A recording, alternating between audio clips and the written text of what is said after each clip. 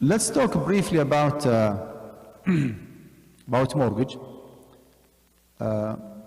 When you say mortgaging a house, again, we are here trying to, like, unlock the secrets of contemporary transactions.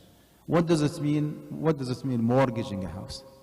Mortgaging a house actually is a combination of 3 different transactions at the same time. I mean, they go simultaneously. They go together simultaneously.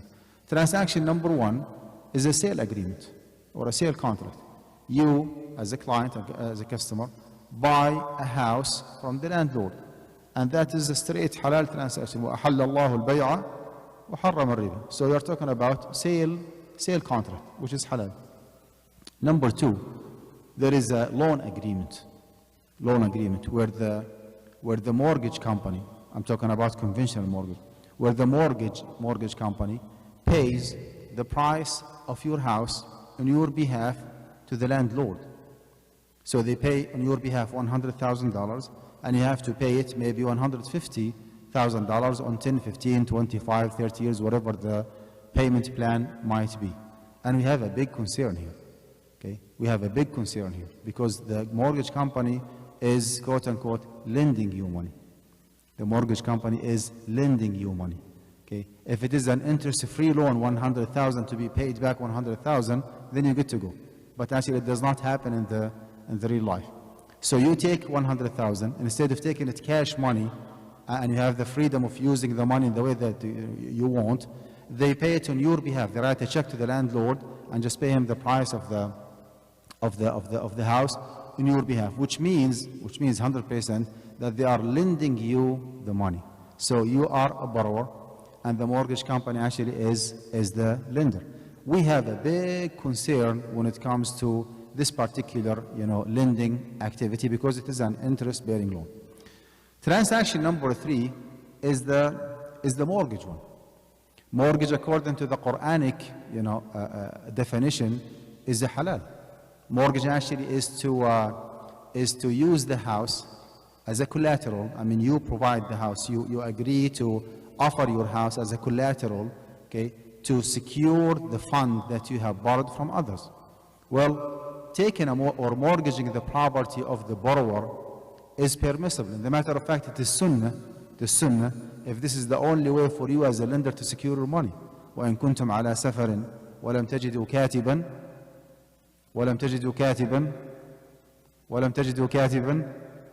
فَرِهَانٌ مَقْبُوضًا. You see? So a rihan or a rahan actually is a pure Islamic Quranic, transaction. But Allah subhanahu wa ta'ala is talking about interest-free loan, not interest-bearing loan.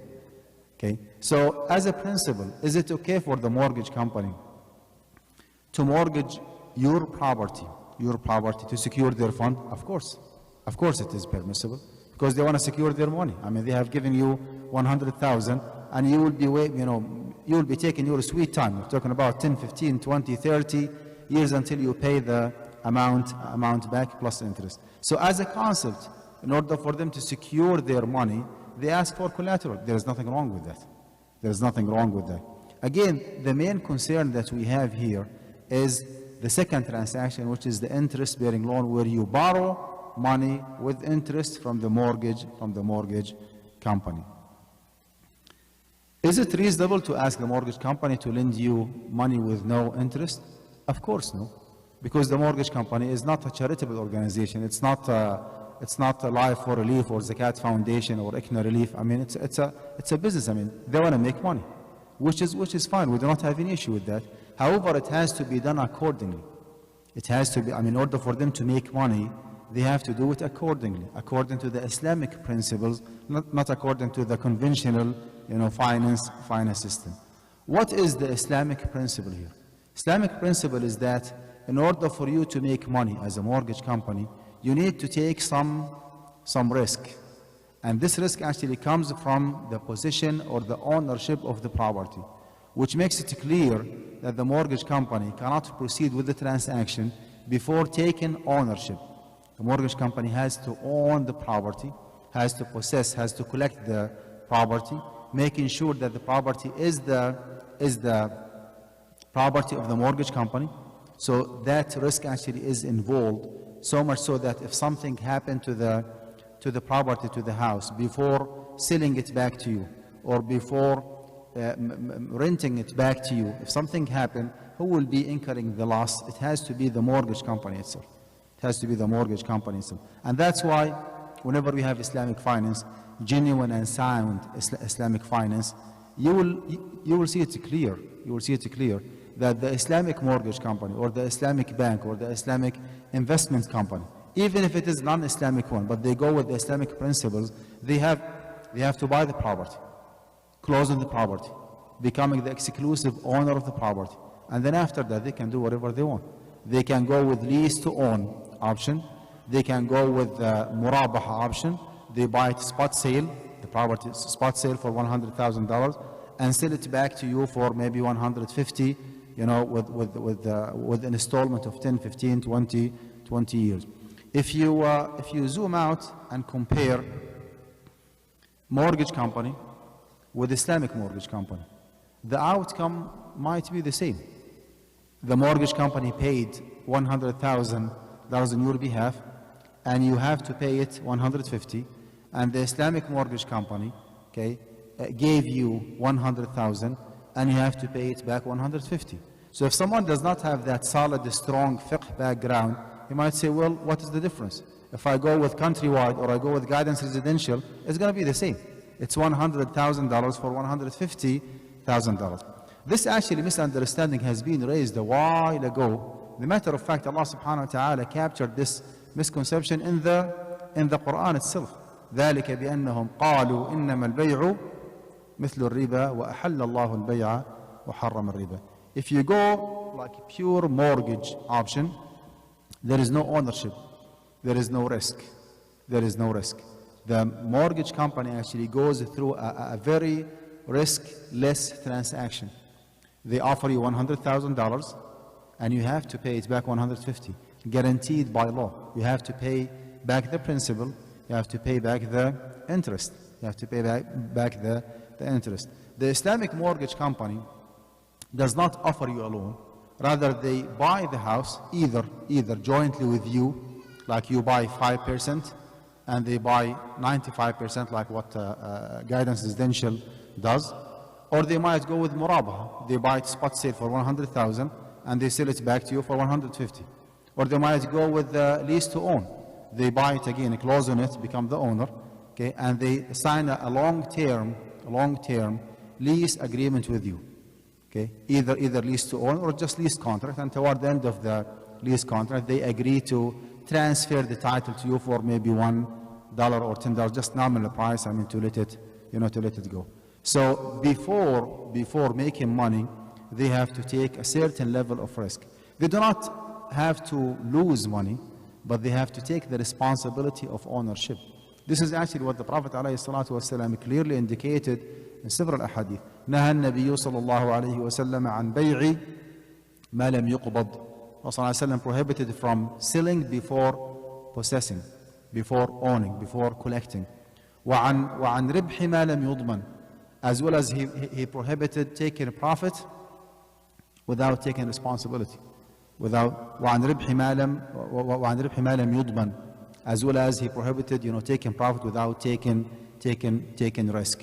So this is actually what we believe in the Islamic finance system, that the traditional lending system is a very unfair. Why the bank or the mortgage company, takes full advantage of the less fortunate individuals, which is me and you, by just imposing on them whatever, certain percentage of interest might be, and the principal is guaranteed and the profit is guaranteed, and there is zero risk involved here. Someone might say, well, there always a possibility of default, which means that some people nowadays try to justify what mortgage companies do by saying, well, the borrower actually might default. Well, that's absolutely correct. But the default actually is not the risk that we are talking about. The default is not the risk that you are talking about, because the default actually happens in the mortgage process and it happens in the Islamic mortgage process. Always there is a possibility of default. This is not what you are talking about. The risk that you are talking about, or the liability We're talking about is the liability of the possible damage or loss or depreciation in the property itself. We have to prove from the beginning that, oh, there is a certain level of risk, okay, has been taken by the mortgage company. You call it Islamic, you call it traditional mortgage, it does not make any difference. As long as the transaction is done Islamically, correct, we do not mind. Even if you deal with Chase or with Bank of America, if they do it Islamically right, go for it. If they do it like a pure, straightforward murabaha, go with Chase, go with Countrywide, go with whatever mortgage company you want. But we have to prove that there is an actual real ownership assumed by the mortgage company, by the lender, by the investor, by the financier, call him whatever you want, before we proceed with the transaction. And that's why the default rule here, is that mortgaging a house is not allowed. Mortgaging a house because of the interest-bearing loan involved in it. Several options that Islamic mortgage companies have, as I said. They can go with a diminishing partnership, they can go with murabaha, they can go with ijara. We have actually several so-called Islamic mortgage companies in the US. The most famous ones actually are 5 or 6. Okay, one of them is called Amin Housing, that is headquartered in California. They do not deal with the secondary market. They do not sell their contracts. To Freddie Mac or Fannie Mae. I am actually the Sharia advisor of this particular company. I did review their contract. I came up with some observations along with my colleague Sheikh Jamal Zarabozo, Hafidhahullah. We get back to Amin Housing and we asked them to do some corrections, and actually they did. So I do believe if they practice on the ground, whatever is written in the agreement, this is actually one of the ideal options that you have. Problem here is that because Amin Housing does not deal in the secondary market or with the which means that they cannot liquidate their money within just a few weeks after doing the transaction. Their financial capacity is very limited, very limited. They cannot serve more than maybe 30, 35, 40 Muslim families a year, which is nothing, literally nothing, comparison to the desperate need of Muslims in the US. However, the option actually is there, and you have to be like one of the investors with Amin. I mean, you have to pitch in some money in order for you to line up and just wait for your time to buy your own house. After that, we have 5 more companies. We have Guidance Residential, and we have Devon Bank, and we have University Islamic Financial, and we have Ijara Loan, and we have La Riba. Okay. In our Fiqh Council, the Assembly of Muslim Jurists of America, just for my curiosity, have you heard about AMJA? Can I see some hands? AMJA? Have you heard about AMJA Fiqh Council? The Assembly of Majma' Fuqaha Sharia of America? No? Sisters? طيب. We do actually hold imams training on an annual basis, and we choose particular specific topic. We discuss it actually in depth, and we come up with recommendations. This is actually our human effort. We might be right, we might be wrong, Allahu A'lam. But Allah subhanahu wa ta'ala knows that we do not issue any fatwa or declaration without doing our due diligence, without spending a lot of time and effort and money in order for us to investigate and to find out, that whatever we post actually is the most correct opinion to the utmost of our ability. We did our own research on those several companies, and actually we invited them back in 2014 to come and to do a presentation in front of us, in front of the Fatwa committee, to see what kind of model they have. And we do have copies from their contracts. We did not ask for those copies. Actually, Muslims in the US, ask us as members in the Fatwa committee, and they share the contract of Guidance Residential and La Riba, and they ask us, do you think that this is halal or haram? And they make it clear. Do not give me details. I'm a very common individual. Do not tell me some technical. Tell me that this contract is halal, so you go for it, and this contract actually is haram, avoid it. So we try to keep it as simple as possible. If you Google AMJA Islamic mortgage companies, you will see a declaration written in both in Arabic and in English. As I said, after like listening to the presentation of the Sharia board members of those companies, or whosoever actually has Sharia advisory board, and after doing our own analysis and our own investigation, our own research, we came up with the following: that the best option again is Amin housing. Amin housing is not available for everybody. Right after that, guidance residential. Guidance residential actually goes with a very simple model called diminishing partnership. المشاركة المتناقصة المنتهية بالتمليك, diminishing partnership, which means that they buy the property jointly with you, and they ask for as minimal as 5% where you can join. Of course, you have to be qualified to join guidance residential for financing. They check your credit history and your employment history and your income. Once you are qualified, you need to come up with at least 5% to buy the house jointly with guidance residential. In the same agreement, you agree both with them that you will be renting their share. So you start with 5% and guidance residential 95%. And since you occupy the property and start using it, you start renting those 95% and buying their shares gradually, month by month. So you start 5%, 95. Maybe next month you become 6% owner versus 94, 7%, 93, all the way until you kick them out of the deal by being the 100% owner, and they are the zero owner in this project or this agreement between you and them. We did actually, analyze and study, deeply this contract. Some of us in the Fatwa committee were with the impression that in the past, maybe for the last 10 years before 2014, we were with the impression that this model actually is not Sharia compliant enough. After some verification with Mufti Taqi Uthmani through our the president of AMJA, Dr. Hussein Hamid Hassan, we found out that the model or the structure of this agreement actually is reasonable enough, like could be tolerated, called Sharikatul Milk instead of Sharikatul Aqd. It's a long story. Long story short, dealing with this company actually is reasonable enough. If you want to buy a house for residential purposes, then have a peace of mind and just finance your house with this company. You are not committing anything haram. You are not getting involved in riba. There are certain scenarios where guidance residential actually does share the profit and loss with you, certain scenarios.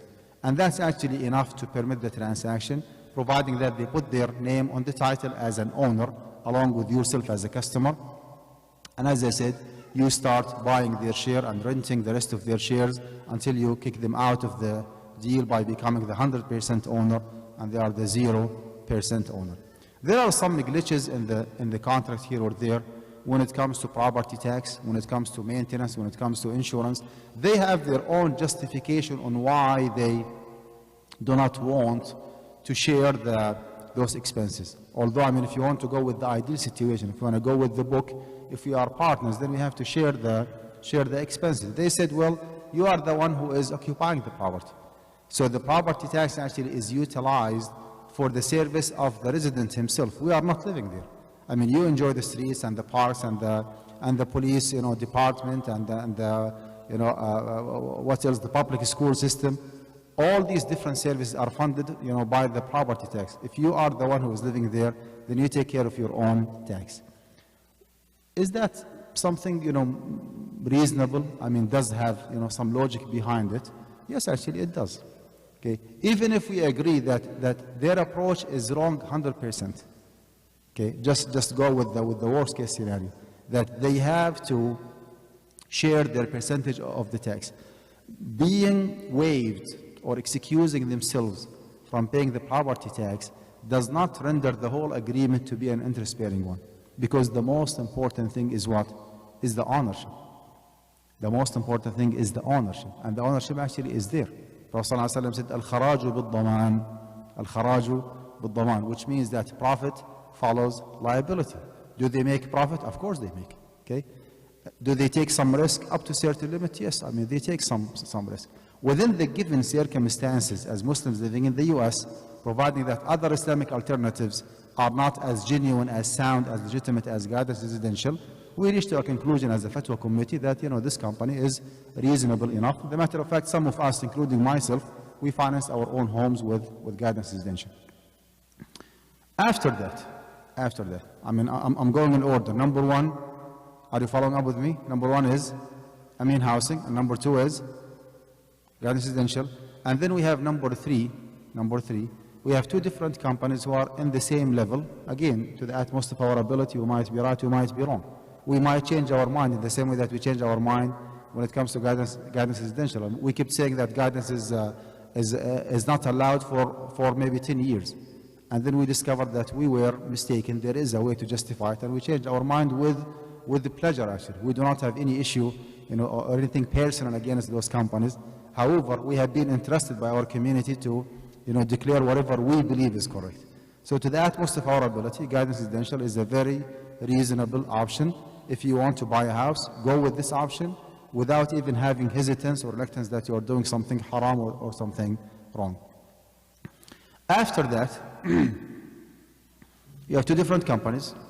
We have UIF, University Islamic Financial, and we have Devon Bank. Devon Bank actually is a community bank, is a Jewish-based bank in Chicago, Illinois. And UIF is in Ann Arbor, Michigan. They both actually have two different models. They have Murabaha, which is cost plus profit, which means that they buy and they sell. A child is crying there. They have a Murabaha, they buy and they sell. And they have another model called Ijara one. Ijara means lease to purchase. Okay? We do not have any issue with the Murabaha itself as a concept. We do not have any issue with the Ijara itself as a concept. The problem, the serious issue that we have is with the implementation of those models. Do they really, both of them, in the same level, according to our fatwa, Devon Bank and University Islamic Financial, do they really buy the property, own it, close on it, okay, take the risk of any potential loss or damage or depreciation before selling the property back to the customer? The answer is no, big time. You just play with the terms of the contract, and if there is any ownership, it's a very, very fake, very nominal, very insignificant partnership that is not enough for me to have a peace of mind saying, well, this option actually is halal, or it is as halal as guidance residential. So again, we said that if you need to buy a house, then guidance residential is the best option for you. If you are not qualified, or if guidance residential is not licensed in your state, then you can go with Devon Bank, or you go with University Islamic Financial. When it comes to Murabaha or it comes to Ijara, I would say they are on the same level. We have a big question mark on those, two different models as far as their application, not as far as Murabaha and Ijara as a theory, as I said. We didn't say that do not deal with the Devon Bank or with UIF, or it is haram. No, it's not. We said that if you are desperately in need and guidance residential is not an option for you for some reason, you disqualify, they do not operate in your state, then you can go with either Devon Bank or with University Islamic Financial. And then after that, we have two more companies, Ijara Loan and La Riba. Ijara Loan and La Riba. Ijara Loan actually goes with the lease to purchase, but the problem here is that Ijara itself as a company is a broker and not a lender. They do not have money to start with.